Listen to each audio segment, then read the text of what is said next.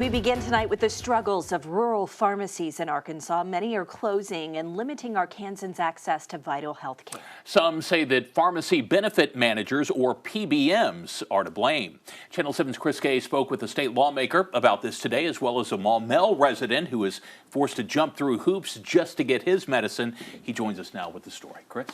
That's right, Chris and Beth. Kurt Verswijveld has to take what he calls life or death medication to treat a serious condition. However, he has had difficulty accessing his medication, which is a tough pill for him to swallow. My insurance company requires that I go through a specialty pharmacy, very specific ones. I really don't have options where it comes from. The company Verswijveld orders from is based out of Memphis, and whenever he has questions about his medication or his insurance, he is often talking to someone he says is not qualified to answer his questions. I actually spent 14 hours on the phone back and forth with this mail order company. Customer service is not his only issue.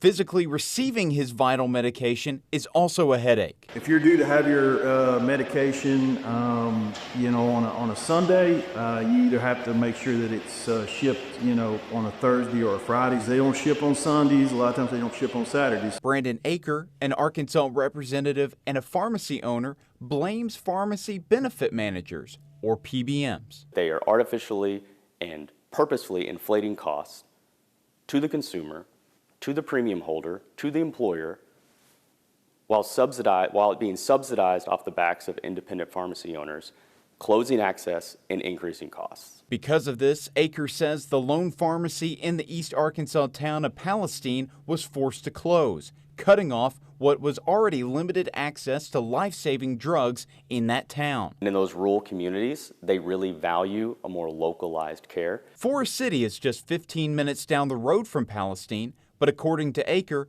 30% of the pharmacies in that town have closed over the last 3 years. Aker calls this a pharmacy desert. There's two types of deserts. There's the one we experienced in Palestine, where we physically removed the entire access. And then there's one that's imposed on us by PBMs.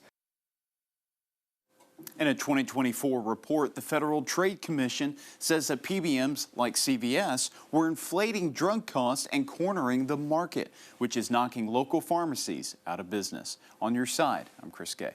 Okay, Chris, thanks very much. In April, Governor Sanders signed legislation to ban competitive practices by PBMs, but several major companies were quick to take legal action challenging Act 624. Companies like CVS, Express Scripts, and Optum Rx sued Arkansas, claiming the law harms interstate commerce and puts them at a competitive disadvantage. Under the act, PBMs would either have to cease operations in Arkansas or close the pharmacies that they operate. They could not do both. The state is appealing a federal judge's ruling that blocked the law from taking effect on January 1st.